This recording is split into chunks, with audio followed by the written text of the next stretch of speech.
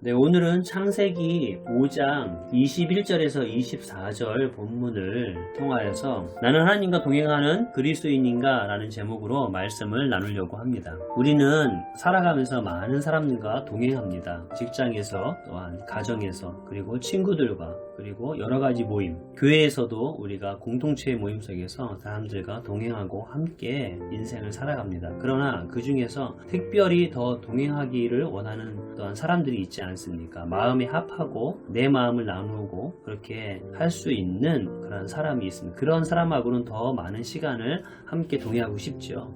오늘 본문에 보면 에녹이 하나님과 동행하더니 하나님이 그를 데려가셨다고 했습니다. 죽음을 보지 않고 데려갔죠. 그만큼 하나님 보시기 합한 동행, 하나님 마음에 합한 삶을 살았다라는 것이죠. 근데 성경에 보면 에녹 말고 하나님이 또 죽음을 보지 않고 데려간 인물이 있습니다. 그 인물은 바로 구약 북이스라엘의 아하방 시대에 사역했던 선지자인 엘리야입니다. 그 당시의 배경은 북이스라엘이 우상을 섬기며 심히 타락했던 그 시대입니다. 얼마나 타락했는지 엘리야가 갈멜산에서 바알과 아세라 제사장 850명과 함께 여호와 하나님이 참된 이스라엘의 하나님인지 아니면 바알이 하나님인지를 대결하자라고 할 만큼 타락했던 시대입니다. 결국 엘리야는 여호와 하나님이 참신이라는 것을 제단에 불을 내리게 함으로 그 증거를 나타냅니다. 죽은 자를 살리고 여러가지 표적과 기사를 통해서 엘리야를 통하여서 참된 하나님의 증거를 나타내죠. 그만큼 엘리야는 그 시대에 타락했던 시대를 정면에서 그렇게 외롭게 싸워나갔던 그러한 하나님의 사람, 하나님과 동행했던 하나님의 마음에 가장 흡족하게 합한 삶을 살아갔습니다. 당연히 하나님의 데려가기에 합당한 그러한 인물이 아닐 수 없습니다. 그에 반해서 에녹은 엘리야와 같은 그러한 능력과 기적을 행했다라고 성경에 기록하고 있지는 않습니다. 단순하게 에녹은 65세에 무드셀라를 낳고 나오는 300년을 하나님과 동행하며 자녀를 낳았다라고 이렇게 기록하고 있습니다. 에녹이 한 것은 하나님과 동행하며 자녀를 낳은 것, 그거밖에 없죠. 근데 어떻게 하나님이 죽음을 보지 않고 그를 데려갔을까요? 분명히 엘리야와 같은 죽음을 보지 않고 데려갔다는 것은 하나님의 마음에 합하게 뭔가를 행했기 때문에 하나님 데려가지 않았겠습니까? 오늘 그 부분을 좀 더 살펴봤으면 좋겠습니다. 본문을 자세히 보면 우리가 알 수 있는 힌트가 있습니다. 그것은 뭐냐면 에녹이 65세에 무드셀라를 낳고 그 후 300년을 하나님과 동행했다라고 기록하고 있습니다. 그건 뭐냐면 에녹은 무드셀라를 낳은 다음부터 하나님과 동행했지 그 전에 하나님과 동행했다는 그런 표현이 없습니다. 그러면 무드셀라를 낳고 나서 왜 하나님과 동행하기 시작했을까요? 분명히 결정적인 이유가 있겠죠. 그 결정적인 이유는 무드셀라라는 이 이름을 통하여서 우리가 어느 정도 추측할 수가 있습니다. 그것은 무드셀라라는 이름이 가지고 있는 의미를 통해서 알 수가 있는데, 무드셀라라는 의미는 창을 던지는 자, 또 죽음을 보내다 라고 하는 이게 두 가지 의미로 해석이 됩니다. 창을 던지는 자라는 의미는 무슨 의미냐면 고대 사회에서는 부적 안에 창을 던지는 자가 있었어요. 일종의 창지기죠. 부적 간의 전쟁이 있을 때에 창지기가 창을 던지는 것을 주축으로 해서 전쟁이 승리를 가져옵니다. 그러면 반대로 이 창지기가 죽으면 이 부족은 힘을 잃어서 전쟁에서 패망하고 멸망하게 됩니다. 곧 무드셀라가 죽으면 죽음이 온다, 심판이 온다라는 의미를 가지고 있는 것이요. 그 다음에 두 번째 의미인 죽음을 보내다라는 의미는 무드셀라가 죽으면 곧 심판이 온다라는 의미를 갖고 있습니다. 실제로 무드셀라는 969세를 살고 죽습니다. 무드셀라가 죽던 해가 언제냐면 바로 노아 600년 곧 홍수가 난 같은 해입니다. 그러니까 무드셀라가 있던 해에 곧 하나님의 심판, 죽음이 왔다라는 것이죠. 왜 무드셀라가 성경의 인물 중에서 가장 오래 살았겠습니까? 그만큼 하나님께서 무드셀라가 죽음의 심판이 온다라는 것을 암시함으로써 사람들로 회개할 수 있는 기회를 최대한 연장하신 것이죠. 한편에서는 무드셀라를 통해서 하나님의 심판을 알리고, 한편에서는 노아를 통하여서 방주를 짓게 하면서 사람들 시각적으로 하나님의 물심판이 있을 거라는 경각심을 나타내고 있던 것이죠. 그렇게 봤을 때 에녹은 무드셀라라는 이름을 지을 때 하나님께서 심판을 계획하고 있다는 것을 알고 그 아들을 무드셀라라는 이름을 지었을 것입니다. 바로 에녹이 살던 시대는 평균 나이가 900세였습니다. 평균 나이가 900세라는 것은 무두셀라가 살던, 에녹이 살던 그 시대에, 그리고 노아가 홍수 있기 전에 최초의 사람인 아담도 같이 살았습니다. 물론 아담이 먼저 죽지요. 하지만 아담은 바로 노아의 아버지인 라멕이 살던 그 시대까지 같이 살았던 인물입니다. 근데 이 시대가 얼마나 타락했는지에 대해서는 성경이 이렇게 기록하고 있습니다. 창세기 6장 1절입니다. 사람이 땅 위에 번성하기 시작할 때에 그들에게서 딸들의 나니 하나님의 아들들이 사람의 딸들의 아름다움을 보고 자기들이 좋아하는 모든 여자를 아내로 삼는지라. 여기서의 하나님의 아들들은 천사라고 해석하는 분들도 있는데 그렇게 보기에는 좀 무리가 있습니다. 왜냐하면 인류의 타락, 그 다음에 하나님이 사람의 죄악이 악함, 어려서부터 악함을 보시고 하나님께서 심판을 계획하셨다라는 말을 봤을 때 사람의 타락을 말하지 천사의 타락을 말하고 있는 것이 아니기 때문에 여기서 하나님의 아들들은 신실한 하나님을 믿는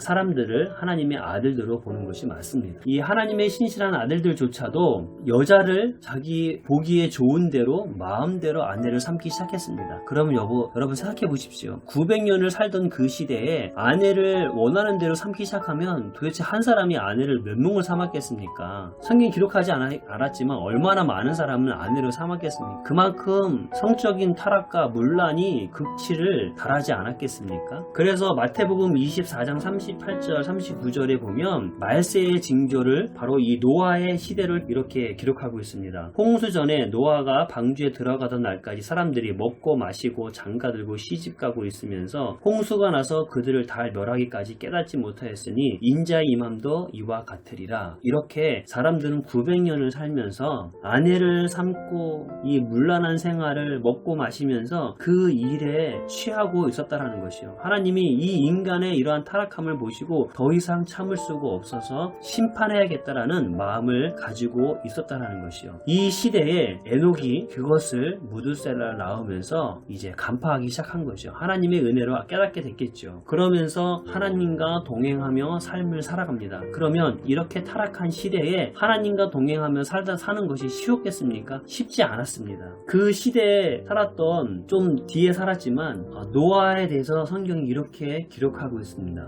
노아는 의인이요 당대의 완전한 자라. 그는 하나님과 동행하였으며, 이렇게 써있습니다. 하나님과 동행한 노아를 그 시대의 의인이며 완전한 자라고 표현합니다. 근데 노아 홍수가 날 때 구원받은 사람은 딱 8명, 노아 식구밖에 없습니다. 그러면 그 시대에 얼마나 많은 사람이 의인이 아니었고 얼마나 많은 사람이 하나님과 동행하지 않은 삶을 살았겠습니까? 그렇게 볼 때 에녹이 하나님과 동행했다라는 것은 에녹은 노아와 같이 하나님 보시기에 당대의 의인으로서 판 삶을 살았고 그렇게 살아가는 삶은 정말 소수였다라는 것을 우리가 알 수 있어요. 그러면 이 타락한 시대에 에녹이 의인으로서 하나님과 동행하며 살아간 이 삶은 결코 쉬운 삶이 않았죠. 마치 엘리야 시대에 타락했던 이스라엘 백성들 시대에 홀로 외롭게 싸워 나갔던 것처럼 에녹도 동일하게 그 시대를 거슬러서 의인으로서 하나님과 동행하면서 그렇게 외로이 싸워갔던 인물임을 우리가 알 수 있습니다. 그렇게 볼 때 에녹이 엘리야처럼 능력을 행했다라는 표현은 없지만 에녹의 삶 자체가 엘리야와 같은 그러한 시대적인 선지자적인 삶을 싸워갔던, 하나님과 동행하며 살아갔던 사람임을 우리가 충분히 이해할 수가 있습니다.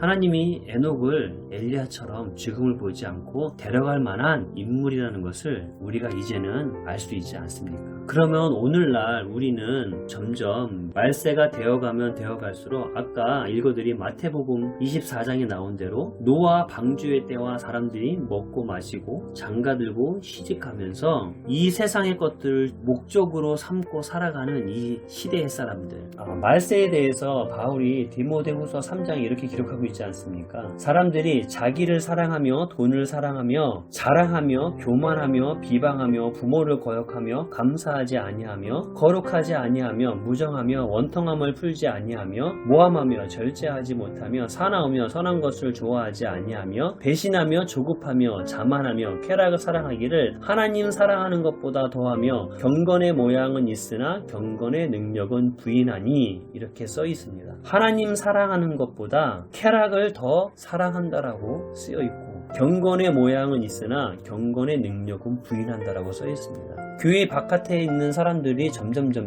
이렇게 세상을 살아가면서 살아가는 이 시대 안에서 그리스도인으로 산다라는 거 쉽지 않습니다. 근데 더 안타까운 것은 그리스도인으로 살아간다고 하는 신자라는 사람들의 많은 사람들이 하나님 중심의 하나님과 동행하는 삶을 추구하는 것이 아니라 경건의 모양은 갖춰 있으나 실제적인 하나님과 동행하는 경건의 능력의 실제의 삶을 살아가지 않고 있다는 것이 우리의 안타까운 현실이 아닐 수 없습니다. 이때에 엘리야가 갈멜산에서 바알과 아세라 제사장들과 대적하면서 말했던 그 말을 오늘 우리가 한번 되새기며 생각하는 시간을 가졌으면 좋겠습니다. 너희가 어느 때까지 둘 사이에서 머뭇머뭇하려느냐? 여호와가 만일 하나님이면 그를 따르고 바알이 만일 하나님이면 그를 따를지니라. 우리가 그리스도인으로 산다라고 하면서 계속해서 세상과 하나님을 섬기는 일에 있어서 머뭇머뭇하지 말라라는 것입니다.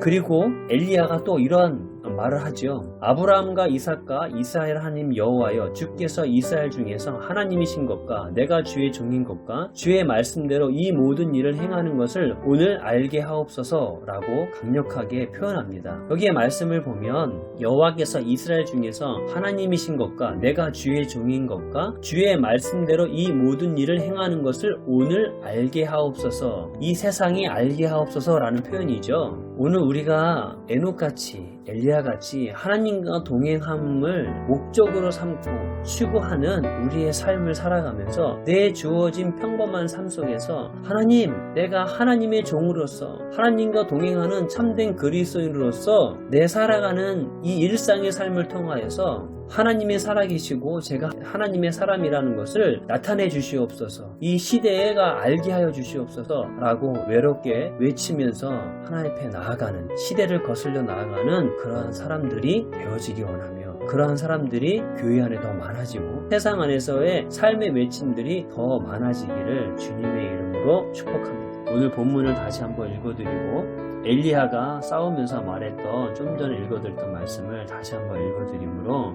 우리 메시지를 마치고 묵상하는 시간을 가졌으면 좋겠습니다. 에녹은 65세에 무두셀라를 낳았고 무두셀라를 낳은 후에 300년을 하나님과 동행하며 자녀들을 낳았으며 그는 365세를 살았더라. 에녹이 하나님과 동행하더니 하나님이 그를 데려가심으로 세상에 있지 아니하였더라. 너희가 어느 때까지 둘 사이에서 머뭇머뭇하려느냐? 여호와가 만일 하나님이면 그를 따르고 바알이 만일 하나님이면 그를 따를지니라.